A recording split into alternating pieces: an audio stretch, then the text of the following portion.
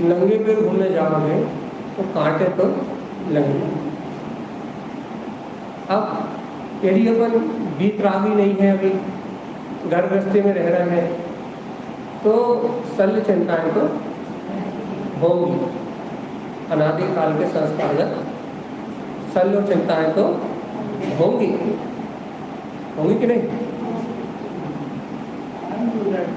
इस संयोगी भूमिका में आप और हम यदि घर गृहस्थी में रहेंगे तो ऐसा क्यों हुआ, ऐसा होना चाहिए था, या ऐसा हो जाए तो, या फिर या क्यों भैया ऐसा काहे के लिए हो रहा है, या फिर ऐसा नहीं ऐसा ही होना चाहिए, या फिर मैं ऐसा ही करूँगा। ये विकल्प आए न रहने वाले हैं।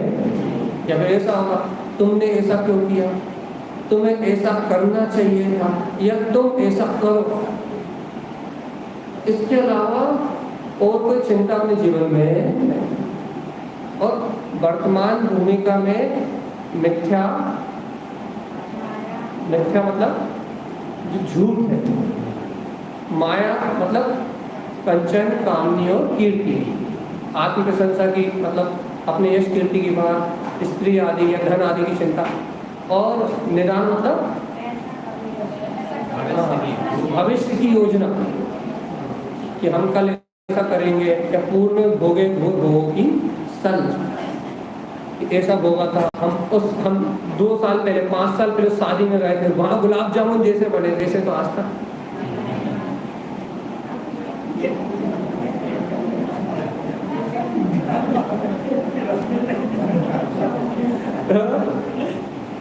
देखो हम रसगुल्ला इसलिए बोलते हैं क्योंकि हमें बिल्कुल पसंद नहीं, इसलिए हम उसे बार-बार बोलते हैं कि हम और कुछ बोलेंगे तो आप बनाओगे, रसगुल्ला बनाओगे तो हम खाएंगे नहीं, इसलिए उसी को बोलते हैं ना।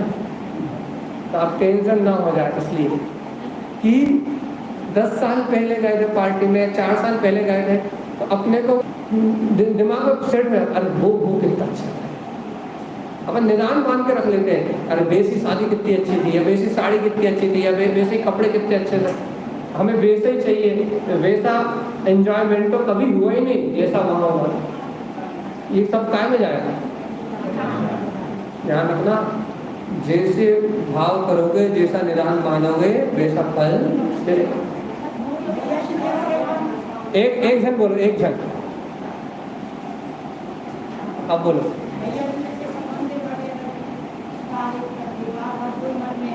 काय की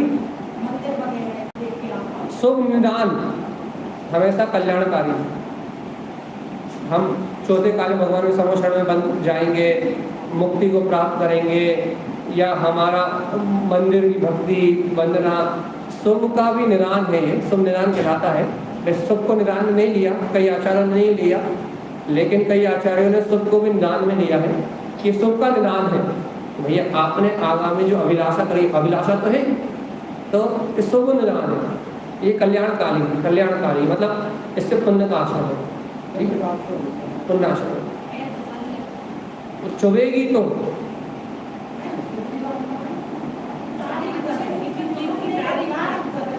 वो बात अलग, वो तारीफ, वो प्रशंसा है, पर गुणों की प्रशंसा, वो गुणों की प्रशंसा में आ रहा है। गुणों की गुणी जनों जैसे प्रवचन कितने अच्छे लग रहे हैं, तो गुणों की प्रशंसा है कि मंदिर भक्ति में कितना आनंद आया था, तो वो अपनी भाव विशुद्धि के माध्यम, ठीक। अभी अपनी बातें चल रही है मिथ्या, माया और ये 3 प्रकार की सल निरंतर अपने मन में घूम रही है। और आचार्य कानन स्वामी क्या कह रहे हैं, चित्त से इनको निरोध करो, इन्हें ठहरने मत दो, क्योंकि यदि कांटा ही पेड़ में चुभ जाए तो ऐसा लगता है जल्दी से जल्दी निकाल दो, तो जब तक वो पेड़ में रहता है तक 1-2 कदम आगे चलना भी बहुत दुखदायी लगता है। तो जबरदस्ती चल लो तो फिर क्या होता है, तो अंदर चला जाता है, और फिर जितनी वेदना होती है उसे कहा नहीं जा सकती। जब एक कांटा पाँव में चुभा रहे और उस छुपे हुए पार्ट के साथ हम थोड़ी बहुत 1-2 किलोमीटर चल रहे हैं तो फिर उसकी वेदना हम ही जानते हैं। कैसे भैया, यदि मन में कोई सल पड़ी हो, भाई किसने ऐसा काय को कहा था, और यदि उस सल में अपने 2-4 दिन, 10 दिन, 15 दिन निकल जाए, उसकी जो चुभन है, उसकी वेदना, जिसके अंदर वेदना हो रही है, उसकी वेदना वो ही जानता है। जब तक वो रहेगा, तब तक वो सल रहेगी, तब तक तो आकुलता रहेगी। लेकिन उस सल से जो कर्म बनेगा वो भी दुर्गति का ही। इसलिए नारायण स्वामी ने कहा, क्या कहा, संयम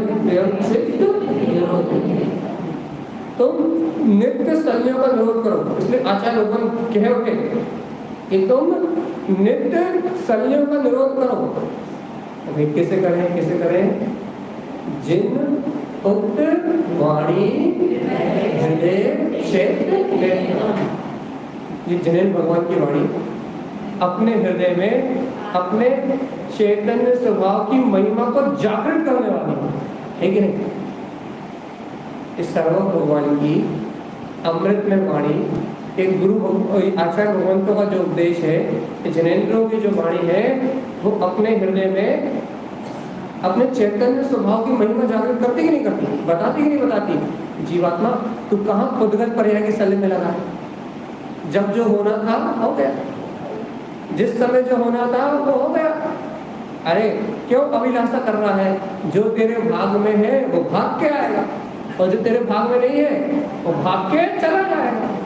तो कुछ भी कर ले, तो तू क्यों सल्ल कर रहा है? तू क्यों चिंता कर रहा है? क्यों निराल मान रहा है? सब कुछ तो पूर्व व्यवस्थित व्यवस्था से हट रहा है, तू क्यों भ्रमित हो रहा है? वो क्या कह रहे हैं? जिन उक्त वाणी हृदय क्षेत्र। तो जिनेन्द्र भगवान की वाणी का अपने हृदय रूपी आंगन में चिंतन कर, चैतन्यता का अनुभव कर, भगवान की वाणी को श्रवण करके अपनी चैतन्य में सत्ता का अनुभव कर। मैं तो ज्ञान दर्शन स्वभावी हूँ, गायक तत्व भगवान आत्मा हूँ, ये बाहर के उद्गत विषयों का विकल्प तो इनसे दुखी होकर क्यों बैठा? अच्छा बताओ, ये आपकी और हमारे जीवन में किसकी चिंता है? घर भी पुद्गल, मोबाइल भी पुद्गल, टीवी भी पुद्गल, बीबी भी पुद्गल, बच्चे भी पुद्गल, और जितने भी संयोग हो सब काय। तो चिंता काय है? चिंता काय की?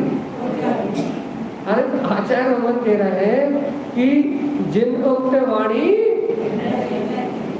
तो जिनेन्द्र भगवान की वाणी का अपने हृदय में चिंतन कर, क्योंकि ये सब जितने भी संयोग पुद्गल का है, और तू इनसे भिन्न चैतन्य में आत्मा है। जिन उक्त वाणी हृदय चैतन्य, तो अपने हृदय में चिंतन कर कि तू चैतन्य में आत्मा है। और क्या कहा? मिथ्यात् देवं गुरुधर्म। मिथ्या देव, मिथ्या गुरु और मिथ्या धर्म को दूर से ही, पास नहीं जाना, दूर से देख लो तो दूर से ही छोड़ देना। और क्या कहा? शुद्धम स्वरूपम तत्वात् सत्तम। क्या करना?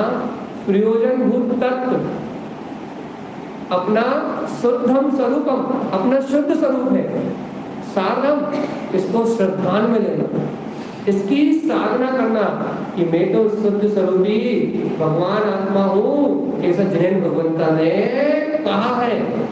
फिर मैं क्यों आकुलित होता हूँ? फिर मैं क्यों आकुलित व्याकुलित होता हूँ? अरे भगवान कह रहे हैं कि तू तो शुद्ध स्वरूपी प्रयोजनी तत्व गायक भगवान आत्मा है, साधन, इसका श्रद्धान करना कि नहीं? इसका श्रद्धान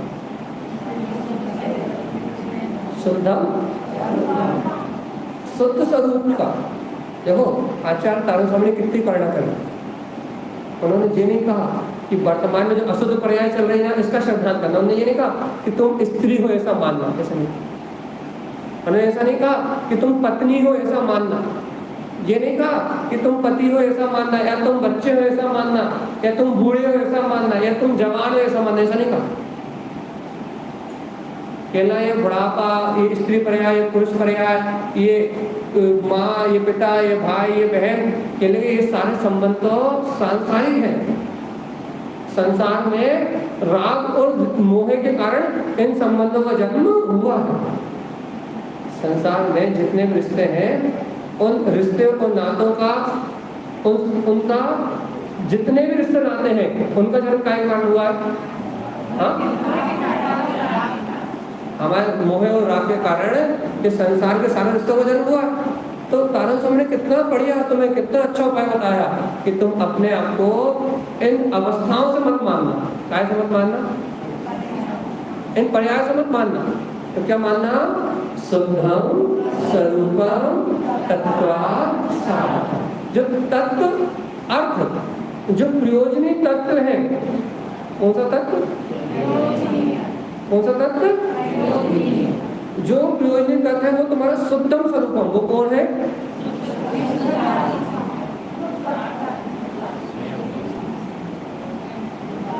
इधर आके बैठो। शुद्ध स्वरूप कौन है? हाँ, ध्यान से, अच्छे ध्यान से। शुद्धम स्वरूपम। हाँ देखो, बहुत अच्छे। देखो, कारण समझ नहीं कहा कि तुम स्त्री पर्याय में हो तो स्त्री मान लो, या तुम्हारी राग की धारा चले तुम अपने को रागी मान लो, तुम्हारी द्वेष की धारा चले तो अपने को द्वेषी मान लो, तुम्हारी मोही की धारा चले तो अपने को मोही मान लो। उन्होंने क्या कहा कि देखो, जो धारा चल रही है, जो संयोग की धारा चल रही है, वो उसकी बात ही नहीं करेंगे। उन्होंने क्या कहा? तत्व अर्थ साधन, प्रयोजनीभूत तत्व की श्रद्धा करना। तो कौन सा प्रयोजनीभूत तत्व? शुद्धम स्वरूपम, जो कैसा है? जो शुद्ध स्वरूपी है, उस तत्व की श्रद्धा करना। और जो वर्तमान में मलिन पर्याय में दिखाई दे रही है, उसकी श्रद्धा मत करना। क्यों? क्योंकि मलिन पर्याय तो कर्मोदय का संयोग है, कर्म उदय के कारण से दिखाई दे रही है। मलिन पर्याय का श्रद्धान करोगे, अपने आप को माता मानोगे, पिता मानोगे, स्त्री मानोगे, पुत्र मानोगे, निश्चय से। घर में तो जो है व्यवहार है, निश्चय से यदि अपने आप को इन रूपों मानोगे तो क्या तुम्हारी श्रद्धा मिथ्या हो जाएगी? तो अपने पिता मानोगे और पिता मान के पुत्र को जन्म देने वाला मानोगे, तो बताओ क्या कोई जीव किसी जीव को जन्म दे सकता है क्या? व्यवहार से तो सही है कि पिता के ने पुत्र को जन्म, माता ने पुत्र को जन्म दिया, लेकिन क्या कोई जीव किसी अन्य जीव को जन्म दे सकता है क्या? जन्म दे सकते हो क्या अन्य जीव को? यदि अपने आप को निश्चय से क्या मानोगे, यदि पिता ही मान लोगे और अन्य जीव को जन्म देने वाले ही मान लोगे, तो तुम अन्य जीव के जन्म देने वाला मान लिया तुमने अपने आप को, तो तुम अन्य जीव की उत्पत्ति करता हो गए, मतलब जीव द्रव्य का निर्माण तुमने कराया। निश्चय से तुम अपने आप को पिता मान लो और तुम ये कहो कि मैंने इस जीव द्रव्य को जन्म दिया है, मैंने इस जीव द्रव्य को, इस पुत्र रूप जीव द्रव्य को जन्म दिया है। यदि आप ऐसा मान के बैठ जाओ कि इस जीव जिसको मैंने जन्म दिया, इसका पालन करने वाला ही मैं हूँ, इसको खिलाने पिलाने वाला मैं हूँ, इसकी जिम्मेदारी उठाने वाला मैं हूँ, इसको अच्छा बुरा बनाने वाला मैं हूँ, व्यवहार से तो सब मानना पड़ेगा, व्यवहार से तो सब जिम्मेदारी कर्तव्य निभाना पड़ेगा। लेकिन निश्चय से ऐसे ही मान लो तो बताओ उस एक द्रव्य की रचना ही आपने कर दी कि नहीं कर दी?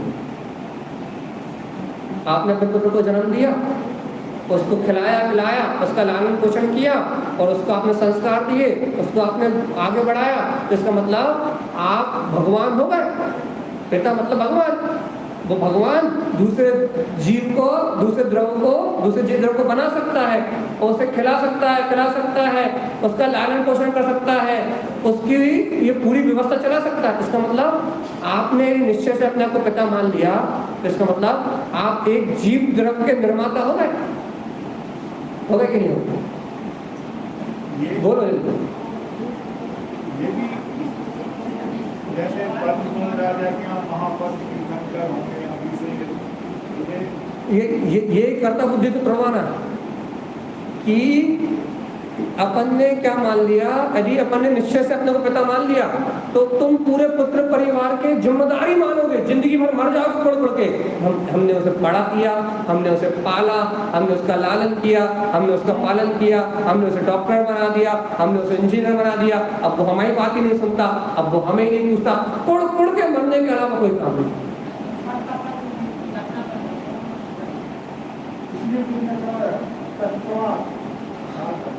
इसलिए आचार्य तारण स्वामी ने कहा है कि तुम इस परिणमन से, इस मलिन अवस्था से अपने आप को मान मत लेना कि मैं पिता ही।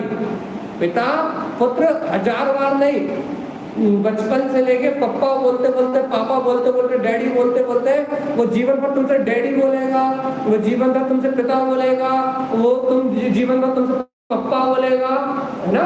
वो यहाँ से बोलते बोलते बड़ा हो जाएगा और तुमसे पप्पा पप्पा बोलता रहेगा, आखिरी तक वो पापा पापा बोलता रहेगा। लेकिन भगवान आत्मा तुम मान मत लेना कि तुम उसके पिता। व्यवहार से तो तुम्हें राग होने से मातृत्व की अनुभूति होगी, है ना। पुत्र के प्रति मातृत्व का भाव आएगा, लेकिन तुम उस मातृत्व के भाव को, उस राग के भाव को अपना त्रिकाल स्वभाव मत मान लेना, उसको तुम शाश्वत सत्ता मत मान लेना। तुम ये मानना ये राग की पर्याय उत्पन्न हो रही है चैत्य संसार। मैं किसी का पिता नहीं, पूर्व कर्म का यदि उसका संयोग नहीं होता तो वो जीव मेरे घर क्यों आता, दूसरा जीव क्यों नहीं आया। पूर्व का वो मेरा मित्र था या मेरा शत्रु था, तो मुझसे शत्रुता निभाने आया है, मुझसे मित्रता निभाने आया है, वो कपूत आया है, सपूत आया है, वो अपना स्वयं का भाग लेके मानना ऐसा ही। कैसा मानना, सद्धम स्वरूपम कहने में ऐसा आएगा कोई पिता है, लेकिन मानना ऐसे ही पड़ेगा कि पिता तो एक समय की अवस्था है, पुत्र की संयोग में दशा तो एक समय की अवस्था है। इसके पहले वो मेरा पिता था, इसके पहले वो मेरा भाई था, इसके पहले वो मेरी बहन थी, इसके पहले वो मेरा पति था, इसके पहले वो मेरी पत्नी थी।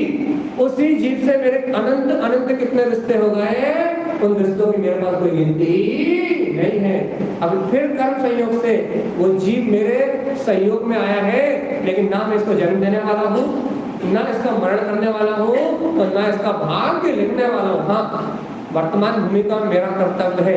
यदि ये मेरे पास आया है तो हम तो चींटी पे भी दया करते हैं, चींटी को भी नहीं मारते, हम तो त्रियंशों को भी भोजन कराते हैं, उनको भी भूखा नहीं देख सकते। तो अब ये मेरे सहयोग में आया है तो इसको भोजन कराना, इसका लालन पालन करना, इसके ही देख रेख करना, इसे सुसंस्कारित करना, ये हमारा कर्तव्य है। लेकिन मैं इसको करता नहीं। सब कुछ अच्छा करने के बाद भी ये मेरे अनुसार परिणमित होगा, इसकी कोई गारंटी। अब मानो, अब तो मानो, इतना डिटेल में कहा, अब तो मानो क्या, शुद्धम स्वरूपम तत्वात् काय की श्रद्धा करो।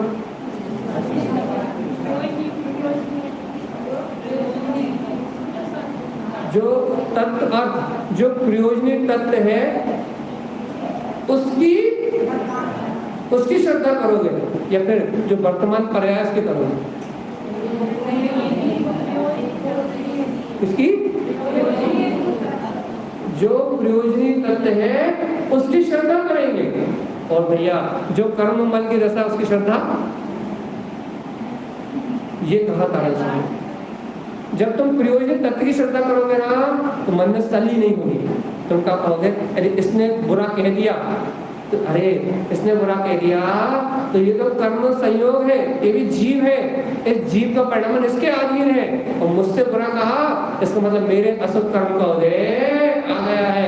अशुभ कर्म का उदय, मन का दरवाजा खटखटा रहा है, खट खोल, सुन रहा है कि नहीं।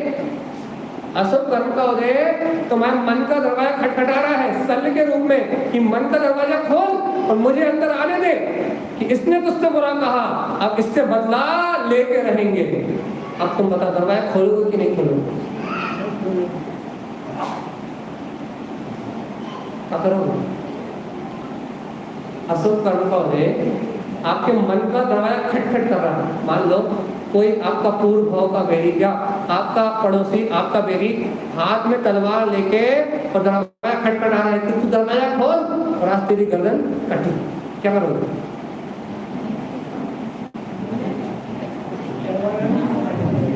है?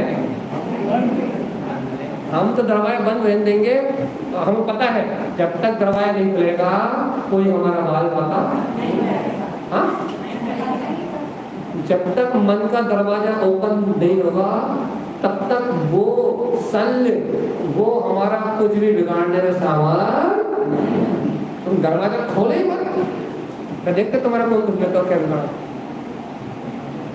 और ये तुमने दरवाजा खोल दिया और वो सल मन में आ गई, वो चिंता मन में आ गई, और उस चिंता को यदि तुमने मन में बसा लिया तो फिर वो कांटा है, यदि वो कांटा यदि अंतर चित्त में चुभ जाएगा तो फिर वो सूल की तरह चुभता रहेगा, और वो चुभते चुभते चुभते चुभते तब तक वेदना देगा जब तक तुम उसे निकाल के बाहर नहीं फेंकोगे। इसलिए तारक शब्द कह रहे हैं सल्यम प्रियम चेनेनो नित्यम जिनको तिरवाणी हृदय चेतनेकम मेध्यात देवम गुरुधर्म दूरम शुद्धम स्वरूपम तत्वार्थ सारम।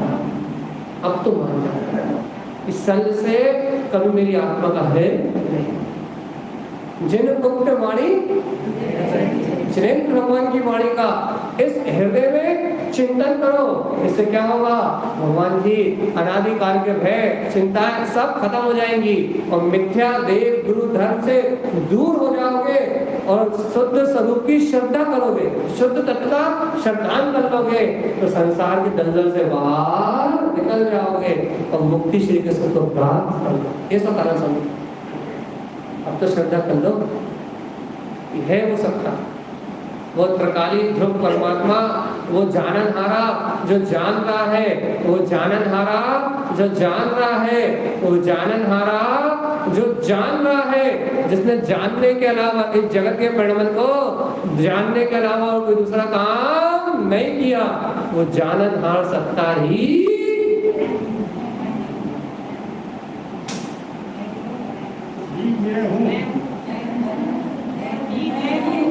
वो जानना सत्ता ही मैं हूँ, वो अभी जान रही है। उसके जानन पने में, उसके आनंद में कभी कोई अंतराय नहीं आया। वो जानना सत्ता अभी जान रही है, ऐसा स्वीकार करो। इससे क्या होगा?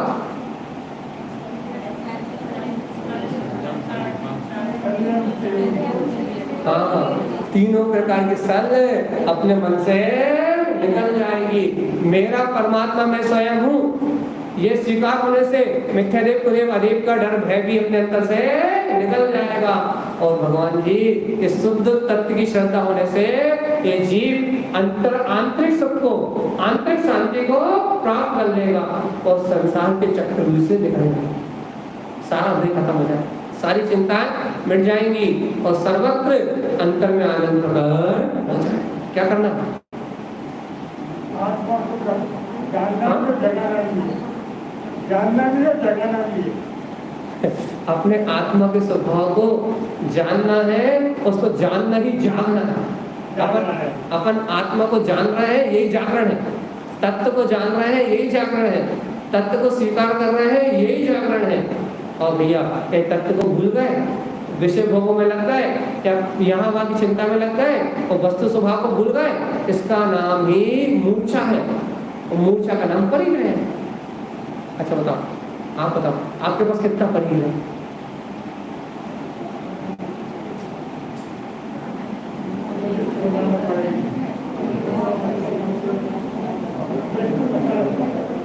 कितना परिग्रह है? एक शब्द में बता मंगला जी, एक मिनट शांत। एक अपन क्या महिला मंडल के नेता से पूछ लेते ना, हाँ ये बता कि बताओ कितना परिग्रह आपके पास? बिल्कुल नहीं है,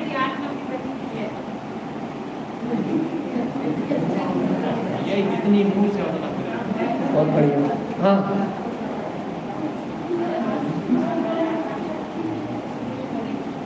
बहुत बढ़िया। सब निश्चय की भाषा बोलना सीख रहा है और सीखना भी चाहिए। इतना सुन के नहीं सीखे है। परिग्रह को एक शब्द में परिभाषित करो, तुम नहीं करना नहीं। हाँ अब मूर्छा नहीं, दूसरे शब्द में मूर्छा को छोड़ के परिग्रह को दूसरे शब्द में परिभाषित।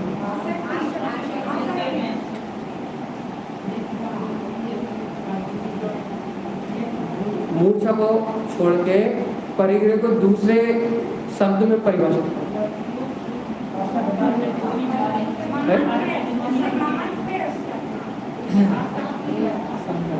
परिग्रह के नाम में अंतरंग परिग्रह में पहला नाम बता। ये सब सीधा सीधा बोलो। मिथ्या जितना आपको पर में पना है, यदि मिथ्या दर्शन है सावधान, यदि इस शरीर में मेपना है और आपके पास दस्सी भी नहीं है, आप निवोदय जीव हो, तो भी 3 लोग का परिग्रह आपके पास है। ये मिथ्या मानता है शरीर ही मैं हूँ, ये संयोग भी मेरे हैं, इन संयोग में करने धरने वाले मैं हूँ। यदि ऐसी मिथ्या मानता है, यदि ऐसी मिथ्या की मानता है, तो आपके पास जेब में 10 पैसे भी ना हो तो आप हाँ पूरा अनंत संसार आपका कितना।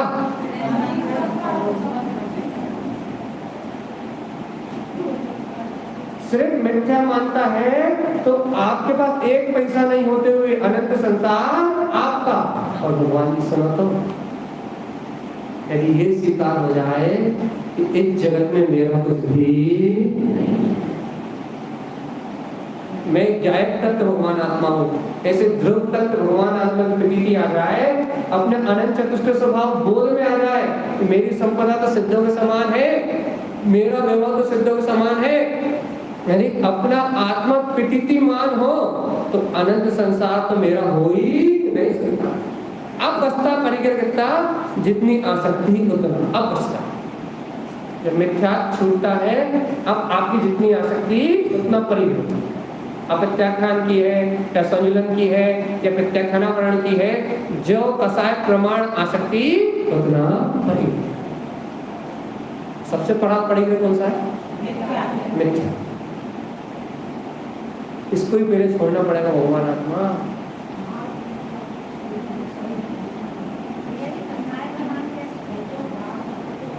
यदि मिथ्यात्व है तो अनंत अनंती कसाय प्रमाण अनंत संसार तुम्हारा, और मिथ्यात्व नहीं है तो अप्रत्यक्षानावरण कसाय प्रमाण जितना आपकी आसक्ति शेष रह गई है उतना। अब अप्रत्यक्षानावरण वाला ज्यादा से ज्यादा अर्धपुद्गल परावर्तन तक संसार में रह सकता है, तब उतनी पर्याय उसकी है, बाकी संसार में उसकी उतनी पर्याय, इसके बाद तो उसका निर्माण होगा ही।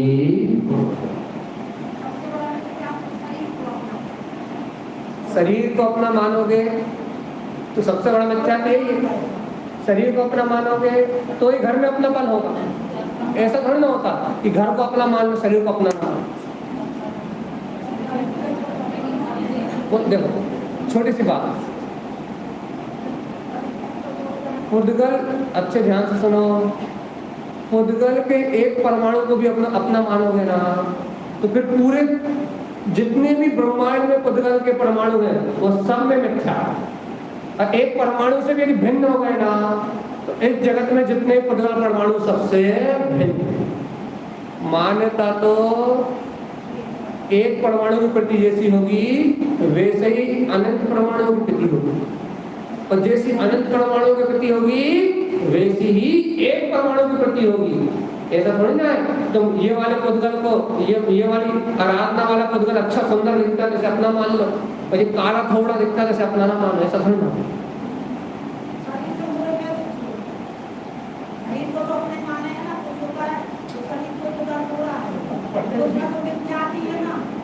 अच्छा लगे तो बोला है भिन्नता कर ली।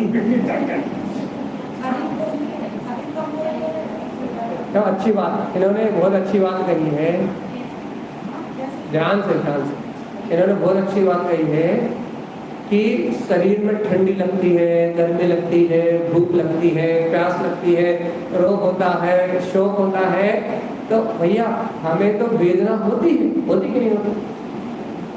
शरीर में भूख, प्यास, चिंता, कलेश जो कुछ भी होता है उस समय वेदना होती कि नहीं होती? अब भैया शरीर में पीड़ा होगी तो दुख तो हमें होगा कि नहीं होगा, है ना? तो अब इस शरीर से हम अपने ममत्व कैसे तोड़ें?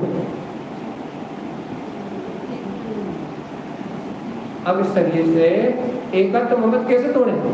बताओ कैसे तोड़ें? देखो अपन कई बार कहते भेद विज्ञान करो लेकिन समझ में नहीं आती, कई बार कहते तत्व का निर्णय करो, समझ में नहीं आती, कई बार कहते हैं आत्मचिंतन करो, लेकिन समझ में नहीं आती ना, आत्मचिंतन समझ में नहीं आता, शरीर से आत्मा भिन्न है ये समझ में नहीं आती, है ना? हम आपसे कहें कि क्या करो भैया कि शरीर अलग है, आत्मा अलग है, शरीर अलग है, आत्मा अलग है, गाना थोड़े गाना है, समझ में नहीं आती हमें कि कहाँ शरीर अलग है, कहाँ आत्मा अलग है, हम एक ही साथ रहते, दिख रहा है कि नहीं दिख रहा?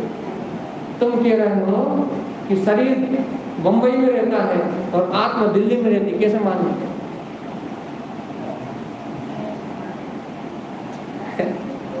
तुम कह रहे हो कि शरीर कहाँ रहता है, कह रहे दिल्ली में, और आत्मा कहाँ रहती है, बंबई में, कैसे मान ले? हमें तो एक ही साथ दूध पानी की तरह रहती हुई दिखाई दे रही है कि नहीं? हमें तो ये आत्मा एक ही साथ इस शरीर में दूध पानी की तरह मिली हुई दिखाई दे रही है। अब तुम तेरा भेद विज्ञान कर लो, क्या करें? आधो शरीर इधर से निकाल ले, आधो इधर से निकाल ले, जाकर कर रहे कि शरीर से आत्मा बाहर खींच ले, वो मंगला जी कहती हाथ में रख के दिखा दो, वो यही कहते हैं कि इस शरीर से आत्मा खींच लो और बाहर निकाल के अलग से दिखा दो कि जो अलग है और जो अलग है, तो हम मान लेंगे। अब जो एक ही साथ रह रहे हैं, शरीर और आत्मा एक ही साथ रह रहे हैं, एक ही साथ इनका परिणमन चल रहा है, हम कैसे मान ले कि ये अलग अलग है? अब हम आपको दो सिद्धांत दे रहे हैं जिन्हें कभी नहीं बोलना। हाँ बोलो, स्वागत है।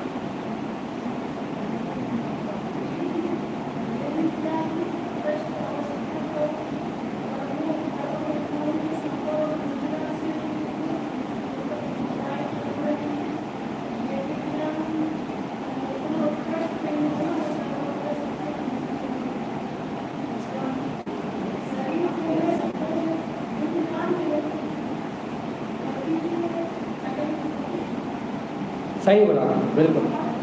अब आधे लोगों को समझ में नहीं आया होगा, हम समझा देंगे उन्होंने क्या बोला, ठीक है? चलिए, अभी हमारा विषय ये चल रहा है कि अभी हम उसी का जवाब दे रहे हैं लेकिन अपने तरीके से, कि क्या जवाब दे रहा है कि अभी ये तो हमें एक साथ दिखाई दे रहा है, मिले जुले दिख रहा है, घुले मिले हुए दिख रहा है।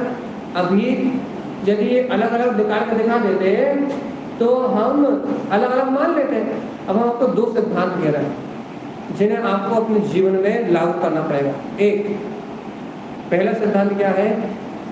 जो सूक्ष्म पदार्थ होते हैं, जो पदार्थ सूक्ष्म होते हैं, जो आंखों से दिखाई नहीं देते, उनका जैसा ज्ञानियों ने कहा है, जैसा जिनेन परमात्मा ने कहा है, जैसा का तैसा श्रद्धांत कर लेना चाहिए। क्यों कर लेना चाहिए? क्योंकि वो पदार्थ सूक्ष्म है, वो आंखों से दिखाई नहीं देंगे। यदि तुम ये युक्ति लगाओगे, ये तर्क लगाओगे कि जब तक वो मुझे जैसे कहे वैसे दिखाई नहीं देंगे तब तक मैं उन्हें स्वीकार नहीं करूंगा, यदि ऐसी बुद्धि, ऐसा तर्क या ऐसी युक्ति लगाओगे तो तीन काल में भी सूक्ष्म पदार्थों को जान नहीं पाओगे। भगवान तो कह रहे स्वर्ग है, भगवान तो कह रहे नरक है, भगवान तो कह रहे निगोद है, तुम कह रहे दिखाई नहीं देता। और तुम यदि ये कहते रहो कि हमें दिखाई नहीं देता, हम बिना देखे स्वीकार नहीं करेंगे, यदि तुम ऐसा कहते रहोगे तो तीन काल में भी सूक्ष्म आगम का अनुभव नहीं करोगे। इस सिद्धांत क्या है? कि जो आप तर्क देते हो कि दिखा दो, आपका ये तर्क ही मिथ्यात्व की आवाज है, तो जिन्हें भगवान की वाणी का विरोध है। क्यों? क्योंकि भगवान द्वारा कहे हुए सूक्ष्म तत्वों का ज्यों का त्यों श्रद्धान करने का नाम सम्यक दर्शन।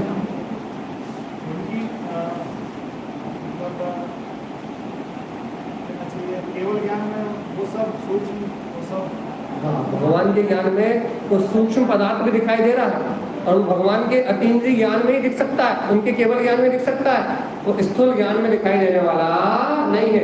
इसलिए भगवान ने कहा कि 28 द्वीप होता है, 28 द्वीप में मनुष्य रहते हैं, इसके आगे मनुष्योत्तर पर्वत है, आगे असंख्यात द्वीप समुद्र है, तुम चित्रपद्वी पे रह रहे हो।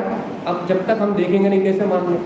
वो द्वीप समुद्र है, वो सुमेरु पर्वत है, सुमेरु पर्वत की परिक्रमा 2 सूर्य 2 चंद्रमा कर रहे हैं। हमने तो यही देखा, 1 सूर्य 1 चंद्रमा का प्रकाश होता है, एक दिन में आता है, एक रात में चला जाता है, लेकिन भगवान कह रहे 2 होते हैं। कैसे मान लें हम? कैसे मान लें? साइंस तो कुछ और कह रहा। आप एक बात ये स्वीकार करो, दुनिया जो कह रही है उसका निरोध करके जो आपको दिखाई दे रहा है, आपके अंदर में जो दिखाई दे रहा है उसका निरोध करके, आपको जैसा जानने में आ रहा है, आपकी जैसी मान्यता है, उसका निरोध करके भगवान जो कह रहे हैं उसको स्वीकारने का नाम ही, यदि वहां आपने बुद्धि लगाई, वहां आपने युक्ति लगाई, युक्ति अनुभव से प्रमाण करने में लगा सकते हो, उस चीज को अनुभव में लाने के लिए युक्ति लगा सकते हो, लेकिन उस चीज को स्वीकार करने में युक्ति नहीं लगा सकते। स्वीकार तो जैसी है वैसी ही करनी पड़ेगी, क्योंकि सूक्ष्म है ये आत्मा, इतना सूक्ष्म है कि किसी टेलीस्कोप से, माइक्रोस्कोप से या किसी इंद्रिय के विकल्प से दिखने वाला नहीं है, ये परम सूक्ष्म है। इस परम सूक्ष्म का भगवान ने जैसा कहा है वैसे ही श्रद्धान करना। अब हम इस शरीर से ममत्व कैसे तोड़े? जिन हाँ बोलिए।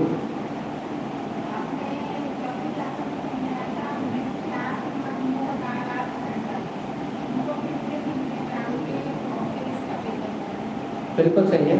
मिथ्यात्व को तोड़ के, मोह को तोड़ के, राग आदि को तोड़ के हम इसको आत्मा और शरीर को अलग अलग अनुभव कर सकते हैं। अब हम दूसरी शैली में बोल रहे हैं।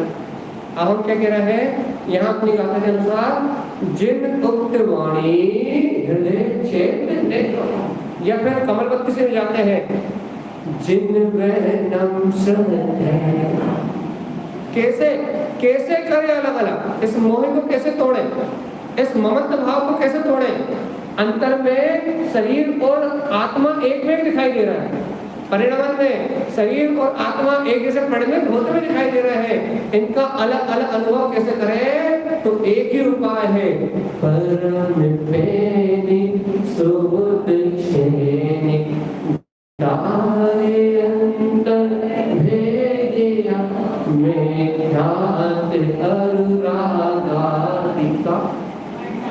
वर्ण आदि का मिथ्यात्व का भाव क्षय किया है।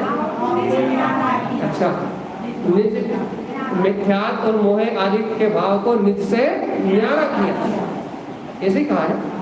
चलो ठीक है। तो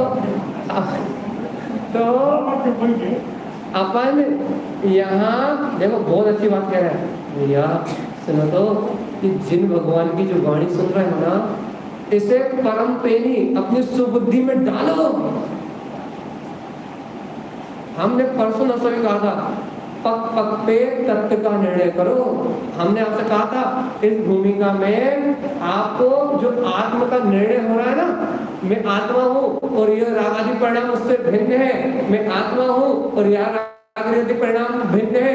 भगवान की वाणी में आए सूक्ष्म आत्मा को स्वीकार करके जो बार बार जो तुम तत्व का निर्णय कर रहे हो ना कि मैं आत्मा जीव हूँ और ये शरीर आदि खुदगत रंग है, ये जो तुम तत्व का निर्णय कर रहे हो, ये सम्यक बुद्धि ही, ये सुबुद्धि ही, वो परम पेनी तीक्ष्ण होके बार बार इस जिन वचनों से घिस के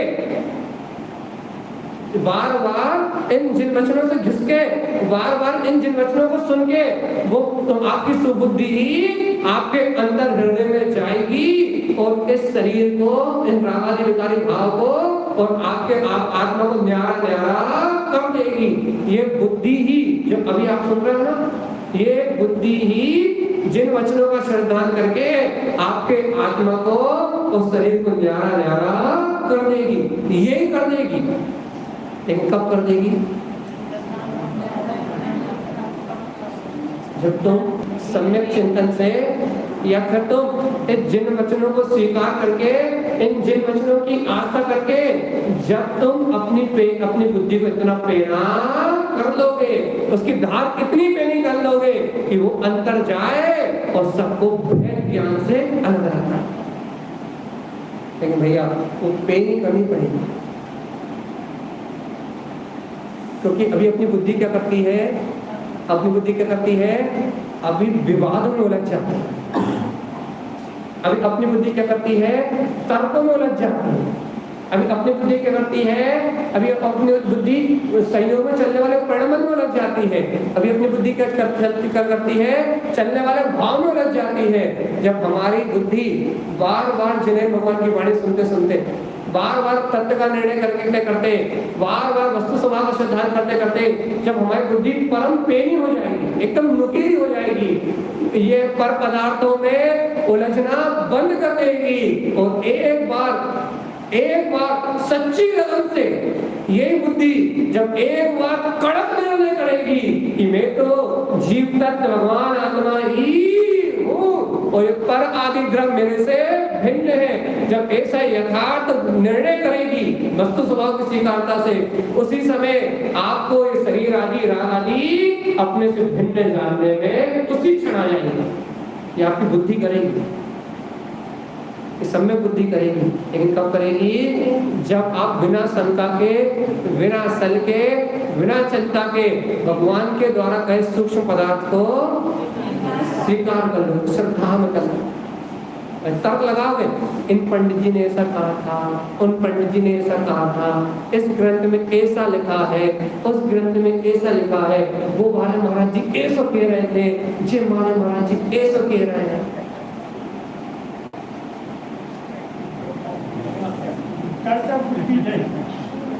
जहां श्रद्धा चाहिए, जहां जनवाणी का सहकार चाहिए, जहां विश्वास चाहिए वहां विश्वास दो, और जहां तर्क चाहिए वहां तर्क दो। जहां निज को स्वीकार करने की बात आए तो श्रद्धा दो, और जहां कोई कुछ और स्वीकार करने की बात करे, ऐसा मान लो ऐसा मान लो, तो फिर तर्क से सिद्ध करके स्वीकार करो। भैया हमें अनुभव प्रमाण होगी तो स्वीकार करेंगे, नहीं होगी तो नहीं करेंगे। लेकिन जब भगवान की वाणी की बात आ जाए, जब जीव और उद्गल की भिन्नता की बात आ जाए, जब चेतन और अचेतन की बात आ जाए, जब मेरी और पर की बात आ जाए, तो जैसा भगवान ने कहा है वैसा ही सत्य है, वैसे ही ध्रुव है, वैसे ही प्रमाण है। जब तुम इस सूक्ष्म तत्व को ज्यों का त्यों स्वीकार कर लोगे, तब अलग अलग देखने में आएगी। तर्क बुद्धि लगाते रहोगे तो नहीं आएगी। ध्यान रखना पड़ेगा कि मैं जीव चैतन्य सत्ता हूँ और मुझसे भिन्न ये सारा सहयोगी परिमाण है। शुद्धम स्वरूपम तत्वात् सारम। अच्छा, पंडित जी इसकी बताओ अनुभव प्रमाण कहिए। क्या उन ध्यान लगाते पचास ध्यान सब समझ में, चाहे यहाँ नाली में करो, चाहे हृदय में, चाहे हाँ आगे समझ जो ध्यान लगाते हो उसको हम सहते हैं, तब महसूस होता कि आत्मा है। महसूस होता क्या नहीं होता? हम तो ये क्या अनुभव प्रमाण की बात कर रहे हैं। हाँ, हम अनुभव प्रमाण की बात कर रहे हैं। आचार्य श्रीमद चिंतामणि स्वामी ने जो अपने निर्विकल्प ध्यान अवस्था में षट कमलों की जो सिद्धि करी है, वो षट कमल की साधना में वो तो प्रचुर स्वसंवेदन रत्नात्रय की आराधना रूप अनंत चतुष्टय का वेदन करने रूप शुद्ध उपयोग की दशा है। अब कुछ समय के लिए जब अपन उस दशा को अनुभव करना चाहो, यदि अभ्यास करो, तो इस भूमिका में मात्र गुप्त कमल से ऊपर प्रकट नहीं होता। लेकिन अब हम जो कह रहे हैं उसे ध्यान से सुने। लेकिन यदि अपन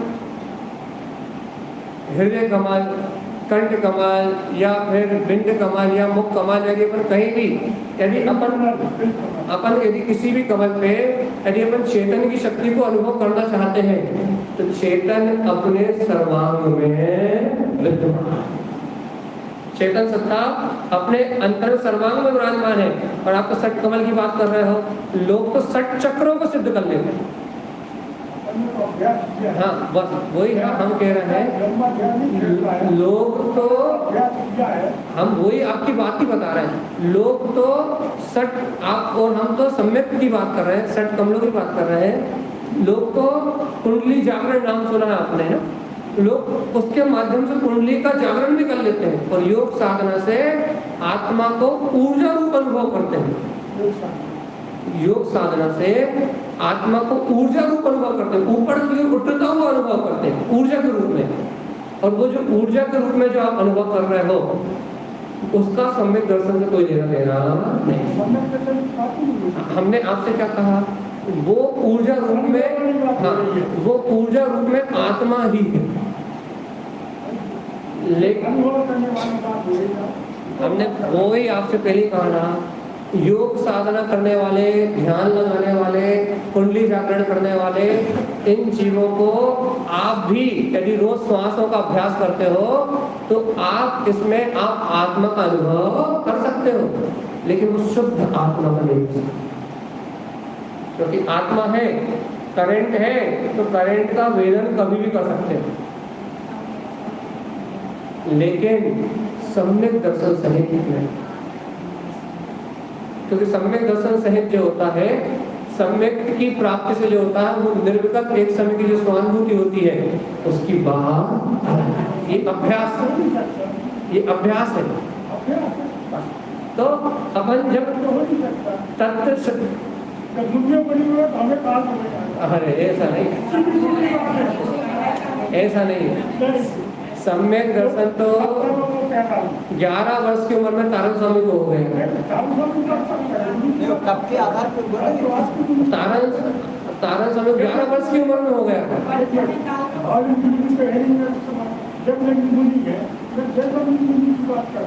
नहीं, मुनियों की बात नहीं कर रहा मैं ये कह रहा हूँ कि आपको और हमको हो सकता है, ये कह रहा हूँ कि यदि आपका और हमारा श्रद्धान यदि सच्चा हो जाए, तो जब गुरु महाराज को 11 वर्ष की उम्र में हो सकता है, तो आपको और हमको भी हो सकता है। तब के साथ होगा, तब के साथ ही होगा। नहीं, ऐसा कोई नहीं। सम्यक दर्शन श्रद्धा के साथ होगा।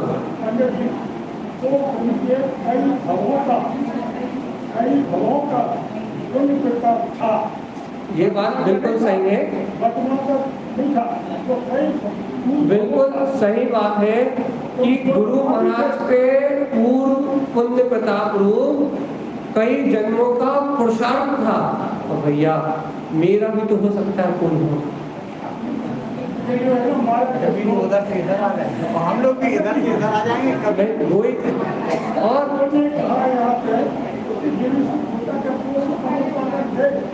हाँ, और दूसरी बात कि हम भी तारन स्वामी के सानिध्य में आए और गुरु महाराज की आमना में हमारा जन्म हुआ, तो कहीं ना कहीं हमारा भाव भी यहाँ जुड़ा हुआ।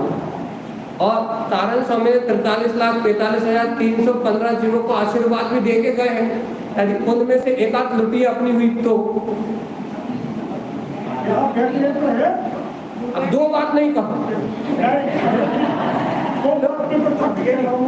जो यहाँ मौजूद है, सुन रहा है, क्या गीला का चित्त हो, क्या कहीं का भी चित्त हो, वो किसी न किसी भाव में तारन स्वामी के अनुमानित थे, इसलिए मौजूद है। बस अब यदि तारण स्वामी का आशीर्वाद पाया है तो फिर सम्यक दर्शन होने का अधिकारी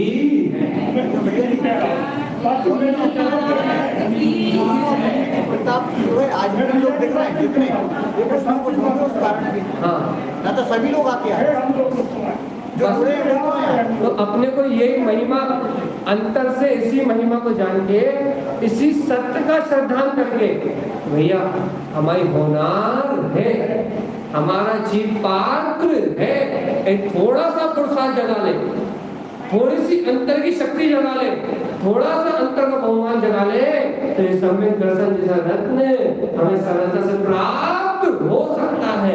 लेकिन बस क्या है कि तारणपंथी थोड़े से कायर है, अपने आप को तारणपंथी मानने में थोड़ी सी लज्जा आती है।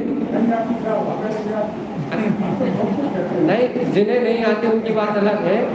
अब जिन्हें तारणपंथी होने में लज्जा आती है, जो अन्य जगह मिलना चाहते हैं, जो अन्य जगह जुड़ना चाहते हैं, जो दूसरों में विलायमान होना चाहते हैं, बड़े समुदायों में जिन्हें तारणपंथी होने में लज्जा आती है और अन्य मतों का पोषण करने में बहुमान आता है, उनको ये बात जरा सी कठिन लगती है।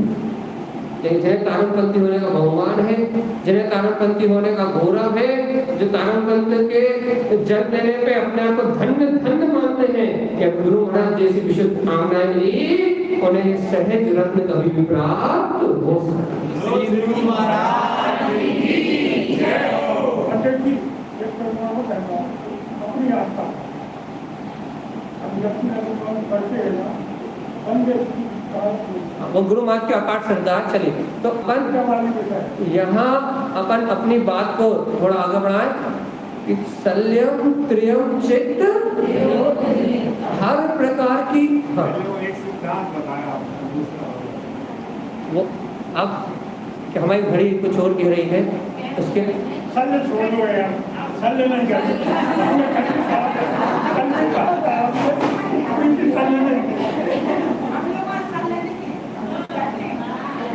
देखो दो बातें हमने आपसे कही थी, हम आपको बताने वाले थे, लेकिन एक बात में अपना बहुत ज्यादा समय निकल गया।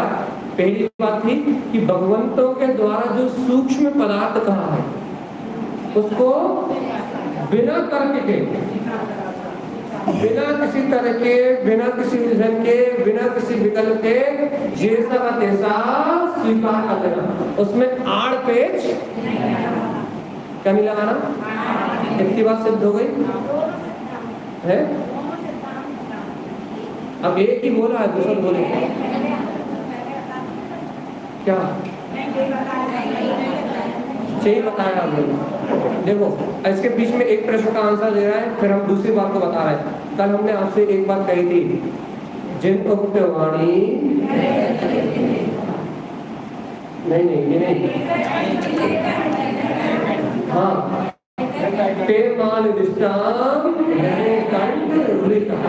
इसका जवाब जिन्हें हमने बता दिया था उन्हें छोड़ के कोई मिला क्या? बताइए।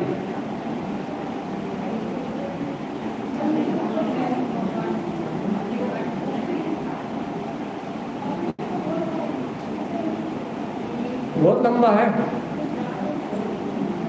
अरे बैठ जा, नहीं सुन रहा हूँ। हाँ हाँ हम आपसे बाद में पूछेंगे, बोलो दो थोड़े थोड़े में बोलोगे तो बता। हाँ 2 लाइन में बोलो।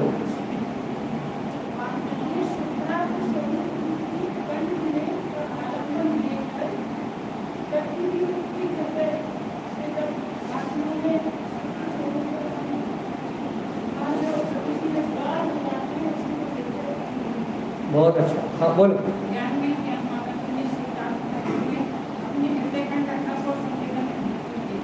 बहुत अच्छे, अर्थ सबने सही बोला है। चलिए अब हम बता रहे हैं पहले एक प्रश्न का आंसर।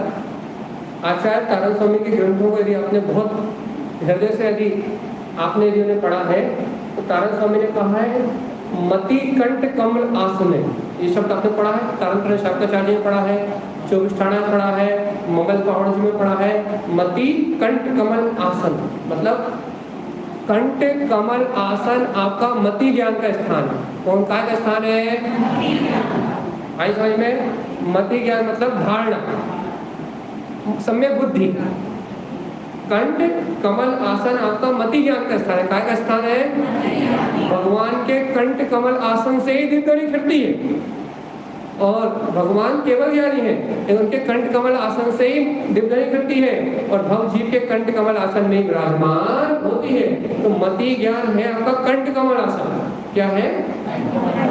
तो मति ज्ञान को कंठ कमल आसन का, जहां भी तरह समय ग्रंथों में कंठ कमल आसन आए उसके दो अर्थ होते हैं, या तो भगवान का कंठ कमल आसन जिनकी दिव्य ध्वनि खिलती है, या तो अपनी धारणा में जिसके मत में जिसकी निर्णय में बैठती है उस भवजीव का कंठ कमल आसन। हो गई एक बात कंठ कमल आसन। अब हृदय की बात आई तो भैया कंठ तो आपने बता दिया मति ज्ञान है, हृदय क्या है? शुद्ध ज्ञान। हृदयम शुद्धम चिंते, आपने ये शब्द भी तारण स्वामी के ग्रंथों में बार-बार पढ़ा होगा। तो तारण स्वामी ने हृदय को शुद्ध ज्ञान का स्थान कहा। जो बात मति ज्ञान की धारणा में आती है, मति ज्ञान पूर्वक वो बात शुद्ध ज्ञान में चिंतन में, मति ज्ञान पूर्वक ही शुद्ध ज्ञान होता है, बिना मति के शुद्ध ज्ञान नहीं होता। और आचार्य तारण स्वामी कहते हैं जिनका मति रूपी कंठ कमलासन खिल गया मतलब जिनकी धारणा सम्यक्त हो गई है और जिन्होंने शुद्ध ज्ञान रूपी भाव शुद्ध को अनुभूति का विषय बना लिया है, उनके मति और शुद्ध ज्ञान के बीचों बीच, मति ज्ञान की धारणा में और शुद्ध ज्ञान के सहकार में, भाव शुद्ध के अनुभव में ये रत्नत्रय की माला झूलती हुई दिखाई। जैसे कि आप जब सोने की चेन पहनते हो, हीरो का हार पहनते हो, 9 लाख का हार है कि नहीं? नहीं है? अच्छा नहीं। अच्छा यदि जब आप वो बढ़िया अच्छा 9 लाख का हार पहनते हो तो कंठ और हृदय के बीच में झूलता दिखता है कि नहीं दिखता? चैन मिल रहा है, 9 लाख का हाथ पहन। तो जब आप वो अच्छा जगमगाता हाथ पहना तो हृदय और कंठ के बीच में झूलता हुआ दिखाई देता है। ऐसे ही जो आत्मार्थिक भवजीव होते हैं, जिनकी धारणा सम्यक होती है, जिनकी मान्यता सम्यक होती है, उनके मति और शुद्ध ज्ञान के बीच में रत्नात्रय की स्वानुभूति रूप माला ज्ञान में अनुभव में आए। याद रखना, मति और शुद्ध ज्ञान के स्वानुभव में रत्नत्रय की माला झूलती हुई, रुलती हुई, अनुभव में आती हुई साक्षात दिखाई देती है। क्या लिखा उन्होंने? ते माल निष्ठाम हृदय कंठ। तुम्हारे हृदय और कंठ में मति ज्ञान के, मति शुद्ध ज्ञान के झूले में रत्नत्रय के गुण झूलते हुए दिखाई देंगे। ये जनवाणी का अतिशय, काय का अतिशय? शुद्ध ज्ञान में भाव शुद्ध का अनुभव कराने वाली जनवाणी। और ये कब अपने अनुभव में आएगी? जब मति ज्ञान में उसकी धारणा बना लेंगे, जब उस वाणी की धारणा बन जाएगी तो मति और शुद्ध ज्ञान में वो वाणी, वो रत्नत्रय की माला में झूलती हुई दिखाई। पक्का? पक्का है? पक्का है? अब सिद्धांत की दूसरी बात सुनो। हमने पहली बात क्या कही थी?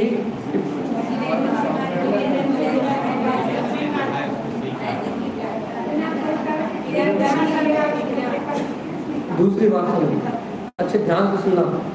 जब भी अच्छे से इस बात को अपने जीवन में गांठ बांध लो, अपने अंतर में उतार लो, तुम्हें क्या घोल के पीना हो पी जाओ। हमेशा इस बात को अपने जीवन रखना और इस बात को आधार बना के आज तक हम यहाँ पहुंचे। ये बात हमारे जीवन में आधार नहीं होती तो आज हम यहाँ तक नहीं पहुंचते। कुछ भी कीमत चुकानी पड़े, कोई भी कीमत चुकानी पड़े, कोई भी विषम परिस्थिति आ जाए, कोई भी कितना भी कुछ भी हो जाए, चाहे कितने तर्क हो, चाहे कितने विद्वान बैठे हो, चाहे कितनी साधना की बात चल रही हो, चाहे मोक्ष की बात चल रही हो, चाहे रत्नत्रय की बात चल रही हो, कोई भी बात चल रही हो, लेकिन एक बात हमेशा याद रखना, आत्मा का पोषण जिस शब्द में हो रहा है कि मैं आत्मा हूं, हमेशा अपने जीवन में ध्यान रखना।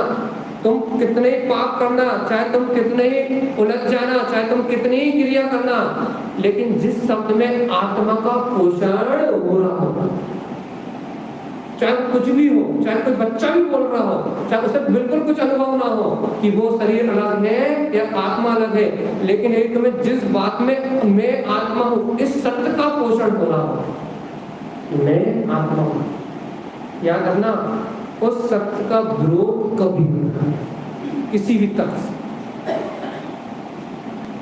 ये दुनिया का हमारा सबसे बड़ा असूल है ये, कि यदि कोई जीव आत्म तत्व का पोषण कर रहा है, इतना सा बच्चा भी हो, और वो यदि हमें किसी क्रिया गलत बोल दे तो हम उससे तर्क नहीं करते,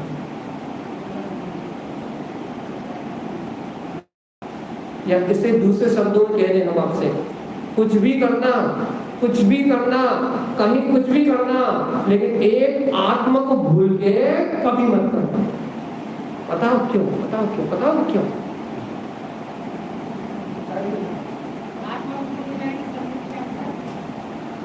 बताओ क्यों?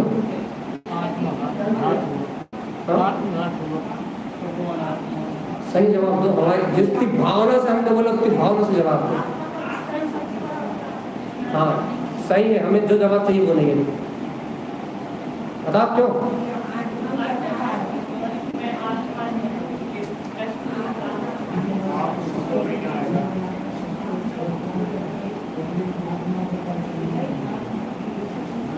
आपका जवाब नहीं आएगा, समझ गया समझ रहे थे क्योंकि वह शुद्ध तत्व रहेगा। कोई बोलेगा?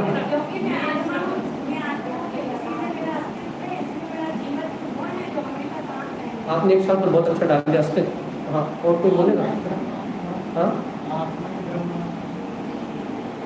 अरे देखो तो भगवान जी देखो, और कोई बोलेगा? हम पहले व्यवहार कारण बोल रहे हैं, सबसे पहले व्यवहार, फिर निश्चय कारण हम बोलेंगे। पहला व्यवहार कारण, इस दुनिया में हर वस्तु को पोषण करने वाले मिल जाएंगे, पुत्र का, परिवार का, मकान का, दुकान का, काम का, भोग का, विषय का, वासना का, धर्मात्मा कहने वाले मिल जाएंगे, पुण्यात्मा कहने वाले मिल जाएंगे। इस ब्रह्मांड में तुम्हें सब प्रकार के जीव मिल जाएंगे, लेकिन तुम भगवान आत्मा कहने वाला दुनिया में व्यवहार कारण है। अब निश्चय कारण नहीं बोला। इस दुनिया में तुम्हें माता होने का पोषण करने वाले, पिता होने का पोषण करने वाले, भाई होने का पोषण करने वाले, कामी होने का, भोगी होने का, देव होने का, नारकी होने का, संयमी होने का, असंयमी होने का, हर चीज का पोषण करने वाले मिल जाएंगे, लेकिन तुम आत्मा हो, इसका पोषण करने वाले मिलना बिरले हैं। जन्म जन्मांतर में कोई जीव, आत्मा, कोई जीव जन्म जन्मांतर में, अनंत जन्म जन्मांतर के बाद कोई जीव को ये 2.5 अक्षर सुनने मिलते हैं। एक जन्म में किसी को ये अक्षर सुनने भी नहीं मिलते। अनंत जन्मों के बाद आत्मा, इस अक्षर को सुनना भी अनंत जन्मों के बाद होता है। एक बार समझ में नहीं है कि व्यवहार कारण है, लेकिन निश्चय कारण नहीं। क्या बात समझ में आ गई? कि आत्मा, ये 2.5 अक्षर सुन रहे हो ना, अनंत निगूढ़ जीव है, कभी इस 2.5 अक्षर को नहीं सुनता। अनंत 1 इंद्रिय, 2 इंद्रिय, 3 इंद्रिय, 4 इंद्रिय पर्याय में, असंख्य पर्याय में जीव है जो कभी इस अक्षर को नहीं सुन पाए। और मनुष्य भाव में भी असंख्यात जीव है, और असंख्यात जीव जन्म ले रहे हैं, मरण कर रहे हैं, अरबों खरबों अनंत है। इसमें से भी कोई 200, 400, 500, 1000, 2000, 5000, 10000, लाख इतने जीव ने कभी जीवन में आत्मा इस 2.5 अक्षरों को सुना हो। ऐसे जीवों की संख्या सिर्फ इतनी ही। अनुभव करना, उसे प्राप्त करना तो बहुत दूर की बात। एक भाव में आत्मा अकेला शब्द सुनने वाले जीवों की संख्या कितनी कम। तो बताओ, यदि कोई आपसे आत्मा कह रहा हो और आप उसकी विराट न कर जाओ, तो इससे बड़ा महापाप इस दुनिया में दिखा क्या? आत्मा की चर्चा में तब करते हो, अपन कितना बड़ी विराट करते हो अपनी चेतन को। आई समझ में नहीं है? ये शब्द सुनना दुर्लभ में दुर्लभ है। अनंत अनंत जन्म निकल जाएंगे दोबारा समझ में। मनुष्य को मिल भी गया और जेल हो भी गए तो कहो आत्मा कहने वाला कोई ना मिलेगा। पहली बात। और दूसरी बात है, मूल बात, जो मेरा अस्तित्व है, आपने शब्द डाला था इसलिए अच्छा लगा, जो मेरा वजूद है, जो मेरी सत्ता है, जो वास्तविकता में मैं हूं,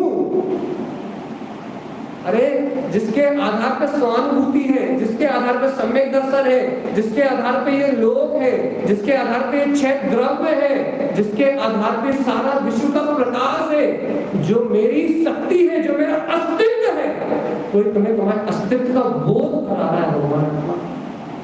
जिस अनादि से, जिस अस्तित्व को, जिस सत्ता को, जिस ब्रह्म शक्ति को तुम अनादि काल से भूले हुए थे, उस शाश्वत ब्रह्म सत्ता का कोई तुम्हें बोध करा रहा है, कोई तुम्हें आत्मा कह रहा है और तुम उसकी उपेक्षा कर लो। अपने मन के तर्क से, अपनी बुद्धि के तर्क से, या उसकी महिमा ना जान के, उसकी सत्ता को ना जान के तुम उसकी उपेक्षा कर लो। क्या होता है भगवान जी, तुम क्या कर रहे हो? तुम अपने होने के वजूद को नकार रहे हो। जैसे कि कोई तुमसे कह रहे तुम नाजायज तो नहीं, कैसा खून खोलेगा? ऐसे ही यदि कोई तुमसे आत्मा कहे, कोई तुम्हें तुम्हारे अस्तित्व से बुलाए, कोई तुम्हारे वजूद से तुम्हें बुलाए, कोई तुम्हें ध्रुवता से तुम्हें पुकारे कि तुम ध्रुव हो, तुम आत्मा हो, और तुम कह दो आत्मा क्यों हो? तुम बताओ भैया, तुमने अपने अस्तित्व को नहीं नकार दिया, तुमने अपने वजूद को नहीं नकार दिया, तुमने अपनी हस्ती को नहीं नकार दिया, और तुमने अपनी हस्ती को नकार दिया, इसका मतलब तुम जीव नहीं। आचार्य मृतम भवे, तुम मुर्दा हो, तुम मुर्दा हो, तुम्हें प्राण नहीं है, तुम प्राणहीन हो। तो जीवात्मा, ओ जीवात्मा, प्राणहीन जीव होते हुए भी मृतम हो। अरे जीवात्मा बार बार कह रहा है, पूरे मोक्ष मार्ग का आधार सिर्फ ये आत्मा है। इसका कोई नाम भी ले लेना तो रोम रोम खुल के हो जाए, अंदर आनंद उछल जाए कि भगवान जी, किसी ने तो मेरी शाश्वत सत्ता का मुझे बोध कराया। क्षण मात्र के लिए एक आत्मा नाम का संस्कार यदि एक समय के लिए भी तुम्हारे अंदर में डल गया, और ये नरकों में भी ये 2.5 अक्षर याद आ गए, तो सम्यक दर्शन के कारण बन जाएंगे। ये सामान नहीं है, ये आत्मा, ये सामान नहीं है। यदि सुनते सुनते आत्मा आत्मा आत्मा आत्मा आत्मा आत्मा आत्मा आत्मा, ये आत्मा सुनते सुनते यदि संस्कार डल गया, जिस भाव में जाति स्मरण के द्वारा, किसी निमित्त के द्वारा ये आत्मा यदि स्मरण में भी आ गया, तो उसी क्षण आत्मानुभूति को प्राप्त कर लोगे और स्वसत्ता का अस्तित्व, अपनी ब्रह्म सत्ता का वजूद साक्षात स्वानुभूति में जाग जाएगा। इसलिए सब कुछ कर लेना भगवान जी, लेकिन यदि आत्मा कहे तो साष्टांग नमस्कार कर लेना कि इससे बड़ा सत्य इस ब्रह्मांड में कोई दूसरा।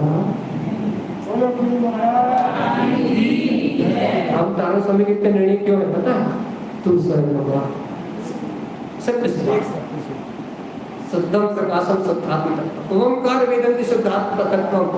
हम उनके बलि का जाकर था सिर्फ इतनी सी बात पे कि उन्होंने कुछ भी किया, चाहे व्रत किए, चाहे महाव्रत किए, उन्होंने इस पूरे ग्रंथों में आगम का कोई विषय नहीं छोड़ा। नदी, पहाड़ और क्या बोलते हैं देवियां और क्या बोलते हैं, उन्होंने कोई कर्णानी योग का कोई विषय नहीं छोड़ा। तारण स्वामी ने द्रव्यानी योग का कोई विषय नहीं छोड़ा। चरणानी योग में अणुव्रत, नियम, महाव्रत कोई विषय नहीं छोड़ा है। प्रतिमानी योग में भी उन्होंने पूरे 43,45,000 शिष्यों की पूरी संख्या ही उतार दी। भगवान के समोषण की पूरा चरित्र उतार दिया। तारण स्वामी ने चारों अनुयोगों में कोई विषय नहीं छोड़ा, लेकिन बलिहारी तारण स्वामी की एक भी विषय में कसम से जनवाणी का एक भी विषय में अरे उन्होंने मिथ्यात्व की चर्चा भी करी, तो उस मिथ्यात्व में भी आत्मा, ज्ञान, तत्व, दर्शन ये सब ने डाल दिया। उन्होंने कहा एक गाथा में भी आत्मा नहीं छोड़ा, महाव्रत में भी आत्मा नहीं छोड़ा, और एक भी क्रिया में हमने आत्मा नहीं छोड़ा। एक भी गाथा नहीं है, पूरे 14 ग्रंथ की एक गाथा नहीं जिसमें आत्मा नहीं। ऐसे तारण स्वामी मिले हैं, और ऐसे तारण स्वामी को प्राप्त करके तुम इस आत्मा को सुन के उसका बहुमान न कर पाओ तो कहाँ अभाग्य है हमारा। ये बात जीवन में कभी नहीं भूली। भगवान के द्वारा कहे सूक्ष्म पदार्थों का चेष्टा कैसा श्रद्धान कर ले, चाहे वो स्वर्ग हो, चाहे नर्क हो, चाहे नदी हो, चाहे पहाड़ हो, चाहे जीव का स्वरूप हो, चाहे अजीब का स्वरूप हो, चाहे धर्म का हो, चाहे अधर्म का हो, चाहे आकाश का हो, चाहे काल, जैसा का तैसा स्वीकार कर ले, कभी उसमें तर्क नहीं करने, तो हम देख नहीं सकते। और यदि कभी आत्मा अठाई अक्षर आ जाए तो वहां अपना सारा अहंकार, वहां अपना सारा तर्क और वहां अपनी सारी बुद्धि, सारा मान, सब कुछ एक तरफ पटक देना, कह देना प्राण ले लो, लेकिन आत्मा के लिए बस। तो इससे बड़ी वस्तु, इससे बड़ी उपलब्धि और इससे बड़ी उपाधि इस ब्रह्मांड में और कोई सी नहीं है। तो जब तक इतनी विनय नहीं सीखोगे ना, इन 2.5 अक्षरों की जब तक इतनी विनय नहीं सीखोगे ना, तब तक आत्मा की आप कहते हो ना भैया इतनी चर्चा कैसे कर लेते हो, 1 घंटे बैठा तो आऊंगा, 3 घंटे बैठा दो, यदि आप बैठे रहो रात भर, गारंटी है रात भर बैठे रहो सिर्फ इसी विषय को, पूरी रात टू भी कंटिन्यू और विदाउट रिपीटेशन, कुछ भी डबल से नहीं बोलो, वो बात बिल्कुल सेम टू सेम निकलती जाएगी। और आपसे पूछे क्या बोला, आखिरी में आप 4 घंटे 6 घंटे बाद भी कहोगे अच्छा तब पूरी चर्चा में क्या बोला।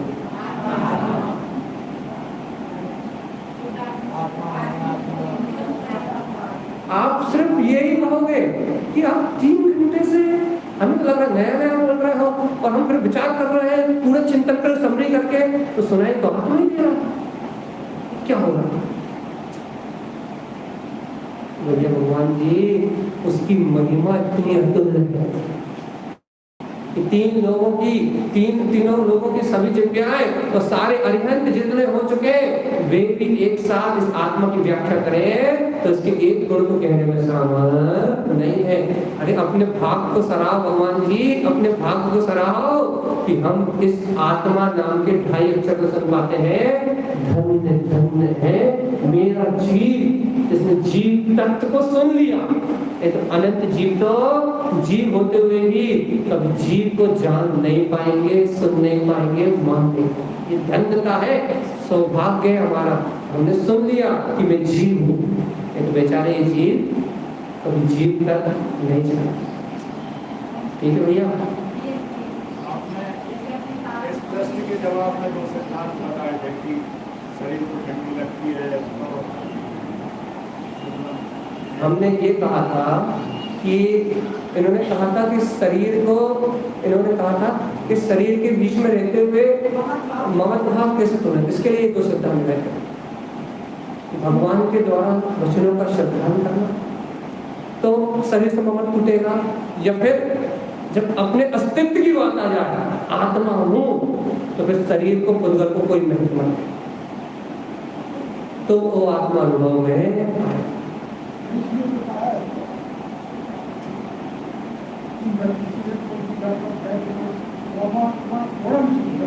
नमस्कारम शाश्वतम, पंडित पूजा जी गाथा नंबर 2। तो ये अपने अंतर में जब तक ये बात अपनी प्रकृति में ये 2 सिद्धांत बैठ जाएंगे ना, तो तुम्हारे जीवन में हम कह रहे हैं, हम सही कह रहे हैं। आखिरी बात, आप हमसे कोई से भी ग्रंथ का, कोई से भी गुणस्थान का, कहीं से कुछ भी पूछो, और कसम से गुरु महाराज की बात सामने, हमने ना 14 ग्रंथ पढ़े, ना इनकी टीकाएं पढ़ी, ना हमने कोई ग्रंथ, सिर्फ इतनी सी दम इतना ही है हमारे, बाकी 0। अब इससे बड़ा प्रमाण क्या लोगे? अरे तो कहीं का भी हो सकता है, तो अभी जय की महिमा।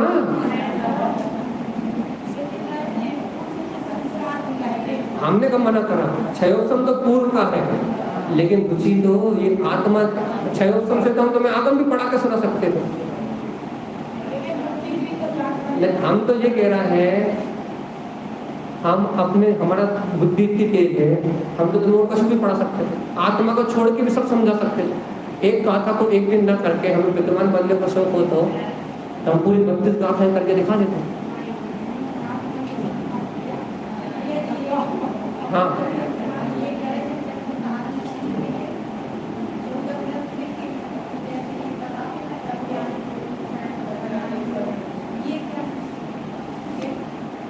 कोई भी आचार्य भगवान, सुन लें लो, कोई भी आचार्य भगवान जब ग्रंथों की रचना करते हैं तो वो किसी अनुयोग की प्रधानता से करते हैं। जैसे तारण स्वामी के जो ग्रंथ हैं, जैसे मालारोहण जी है, उसमें प्रथमानी योग और द्रव्यानी योग की विशेषता है। जो कमलवती से है, उसमें चरणानी योग की मुख्यता है, कर्णानी योग की मुख्यता है। जैसे अपना पंडित पूजा जी है, उसमें कर्णानी योग और द्रव्यानी योग की मुख्यता है। तो कोई भी आचार्य जब ग्रंथ रचना करते हैं, ग्रंथ लिखते हैं, तो वो 4 अनुयोग के आधार में लिखते हैं। किसी न किसी अनुयोग की प्रधानता होती है। जिस तारण स्वामी का तारण तरह शब्दाचार है, उसमें 3 अनुयोग मिलते हैं। कौन कौन से? प्रथमानी योग को छोड़ दो, चरणानी योग की विस्तार से, द्रव्यानी योग तो ठसाठस बड़ा है, और केवल कर्णानी योग में परिणाम के सामना। तो हर एक ग्रंथ रचनाकार आचार्य परमात्मा अपने अनुभव से ग्रंथ विभाग को उनकी 4 अनुयोग रूप शैली में करते हैं। अनुयोग किसे कहते हैं? जिनवाणी को कहने की शैली। एक गाथा है जिस भाषा में कही गई है वो अनुयोगी है। हर एक गाथा का अनुयोग अलग हो सकता है। ऊपर की गाथा प्रथमानी योग की हो सकती है, नीचे की चरणानी योग की हो सकती है, उसके नीचे की कर्णानी योग की हो सकती है। तो इस अनुयोग के आधार पर भगवान आचार्य भगवंत इस जिनवाणी को कहते हैं। अनुयोग भगवान की वाणी की शैली है और कुछ नहीं है।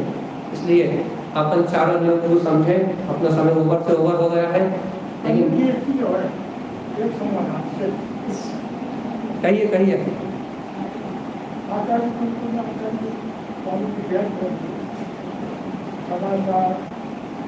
संगसार जी, नियम सार जी, दर्शन पावर जी, बोध पावर जी। हाँ,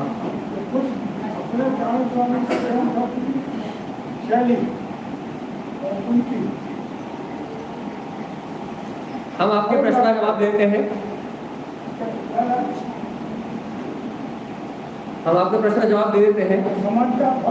हम आपके प्रश्न का जवाब दे देते हैं। प्रकृत भाषा के कितने भेद हैं? मूल 6 भेद हैं। उन 6 भेदों में से एक प्रकृत मूल भेद है, उसके बाद संस्कृत उसका भेद है, और उसके बाद अपभ्रंश उसका भेद है। उसके बीच में 3 भेद और हैं, लेकिन जो आपको ने पढ़े नहीं है वो भेद है, उनकी बात हम नहीं करेंगे। आपको आचार्य कुंद देव के जो ग्रंथ प्राकृत में है, और उनको अमृतचंद आचार्य जी ने जो आपको मिलेंगे संस्कृत में है, और यहाँ आचार्य तारण स्वामी के जो ग्रंथ है वो अपभ्रंश में है। इसमें आप कबीर के ग्रंथों को भी देखेंगे तो उसमें अपभ्रंश मिलेंगे, गुरु नानक की शैली भी देखेंगे तो भी अपभ्रंश मिलेगी। तो प्राकृतता तारण स्वामी काल में जो प्राकृतता का जो सबसे प्रसिद्ध भाषा, प्राकृत का जो हिस्सा सबसे ज्यादा प्रसिद्ध था वो गुरु महाराज के काल में वो अपभ्रंश था। तो तारण स्वामी के ग्रंथ अपभ्रंश में मिलते हैं, कुंद देव के ग्रंथ उसी प्राकृत की मूल शैली में मिलते हैं। तो दोनों भाषा एक ही है।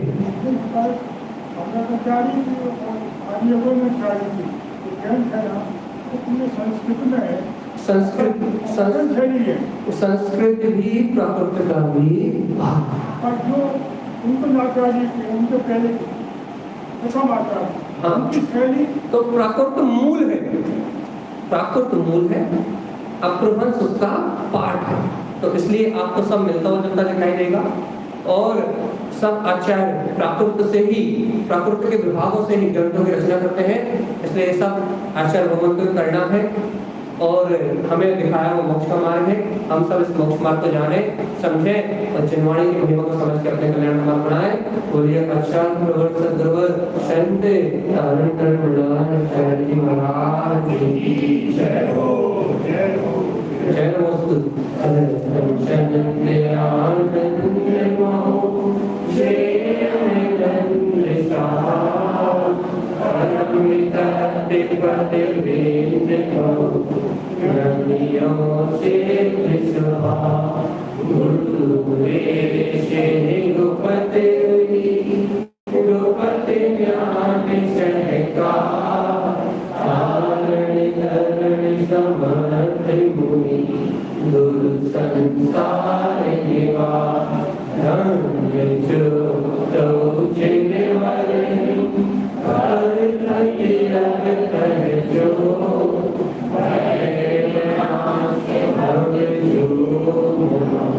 ममद ज्ञान कर एको गुरु को धन को साथी को बरमान